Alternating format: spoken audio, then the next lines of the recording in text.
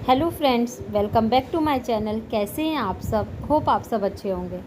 जैसा कि आप सबको पता है, हमारी कॉस्ट अकाउंटिंग की सीरीज़ चल रही है, जिसमें आज हम अपना नेक्स्ट टॉपिक पढ़ने वाले हैं, जो कि है advantages of centralise purchasing. Centralise purchasing का मतलब इसके पहले पार्ट में हम लोग पढ़ लिए थे। आज हम लोग इसमें देखेंगे कि उसके क्या क्या एडवांटेजेस होते हैं। तो पहला जो है वो है economy of bulk purchase. Centralized purchasing means bulk purchase and it brings economy in cost of purchase such as lower rate of material, more trade discount, economies transport etc. Centralized purchase क्या करता है? Bulk purchase करने में बहुत ज़्यादा आसानी create करता है, क्योंकि सेंट्रलाइज परचेस का मतलब होता है बल्क परचेस, सारी चीज़ों को एक साथ परचेस कर लेना। ठीक है, सामानों को बल्क में परचेस करना, जिसकी वजह से क्या होता है, हमारे कॉस्ट ऑफ परचेज में बहुत ज़्यादा इकोनॉमी आती है।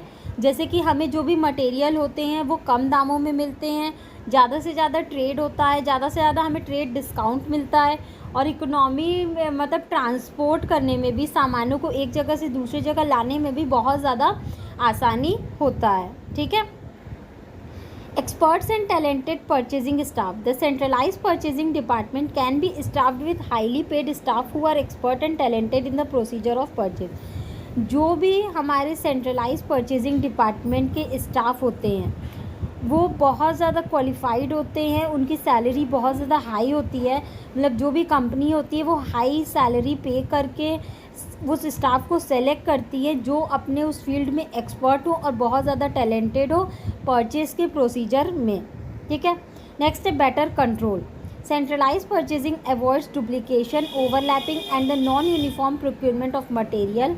On the other hand there are changes of reckless purchasing when several person are authorized to make purchase under the system of decentralized purchasing। ठीक है।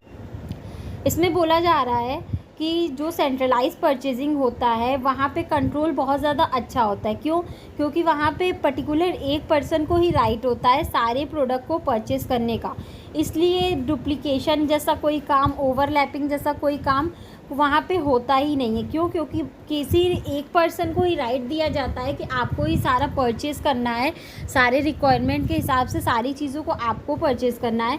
तो जब कंट्रोल किसी एक के हाथ में होता है तो कंट्रोल करना ज़्यादा आसान हो जाता है और ज़्यादा अच्छा उसका रिजल्ट हमें देखने को मिलता है। नेक्स्ट है adoption of uniform policies. Centralise purchasing help in adopting uniform policies, practice and procedure in purchasing. क्या होता है, सेंट्रलाइज परचेजिंग की मदद से हमें ज़्यादा अच्छे पॉलिसीज़ को अडॉप्ट करने में मदद मिलती है। ठीक है। नेक्स्ट है आपका economy in compilation of records. In case of centralise purchasing all purchase record are kept at one place under the supervision of purchase officer. It result in economy and convenience in compilation and consultation of record. देखिए, centralise purchase में क्या होता है, जो हमारे purchase officer हैं, जो हमारा एक परचेज ऑफिसर होगा जो उसको सुपरवाइज़ कर रहा होगा, सारा राइट उसी के हाथ में होता है कि वही सारा चीज़ क्या करेगा, परचेज करेगा। तो इसलिए हमें क्या होती है, कभी इन सेंस फ्यूचर में अगर हमें किसी भी तरीके का रिकॉर्ड देखना होता है तो हमें किसी भी तरीके का कोई दिक्कत नहीं होता है। क्यों? क्योंकि सारे रिकॉर्ड क्या होते हैं, एक ही जगह मेंटेन होते हैं उस परचेज ऑफिसर के पास। नेक्स्ट है आपका proper vision both various department, proper license with various department. Centralized purchasing does help in developing proper license with various department because all department are to approach the purchasing department for their requirement of material and various other supplies। देखिए, यहाँ पे जो अलग अलग department में है उसको manage करना बहुत आसान हो जाता है। क्यों? क्योंकि सारे जो डिपार्टमेंट के लोग होते हैं वो अपनी ज़रूरत की चीज़ें क्या करते हैं, परचेज डिपार्टमेंट के पास जाते हैं और उनको बताते हैं अपनी ज़रूरत की चीज़ें, और जो हमारे परचेज डिपार्टमेंट के ऑफिसर होते हैं वो क्या करते हैं, सारी चीज़ें रिक्वायरमेंट के हिसाब से परचेज़ करके उनको देते हैं।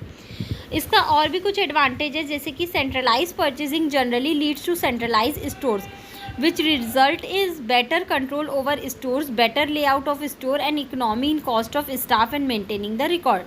सेंट्रलाइज परचेज का और भी बहुत सारा एडवांटेज है, जैसे कि सेंट्रलाइज परचेजिंग के वजह से जो भी स्टोर होते हैं उन पे कंट्रोल अच्छा किया जा सकता है, कंट्रोल की देखभाल अच्छे से की जा सकती है, कॉस्ट को कम किया जा सकता है, जो हमारे स्टाफ हैं उनके कॉस्ट को कम किया जा सकता है और रिकॉर्ड मेंटेन करने में बहुत हेल्पफुल होता है क्योंकि सारे रिकॉर्ड आपको एक ही जगह मिल जाएंगे। तो ये बेसिकली हमारे कुछ 7 एडवांटेजेस थे सेंट्रलाइज परचेजिंग के। होप आपको ये टॉपिक समझ में आया होगा। इसके नेक्स्ट पार्ट में हम लोग डिसएडवांटेज पढ़ेंगे सेंट्रलाइज परचेजिंग के। अगर फिर भी किसी को कोई भी प्रॉब्लम हो तो आप मुझे कमेंट सेक्शन में कमेंट करके पूछ सकते हैं। Thank you so much. Please like, subscribe and share my channel. किसी को इस सब्जेक्ट या किसी भी सब्जेक्ट के नोट्स परचेज करने हो तो वो मेरा डिस्क्रिप्शन बॉक्स चेक कर सकता है। Thank you.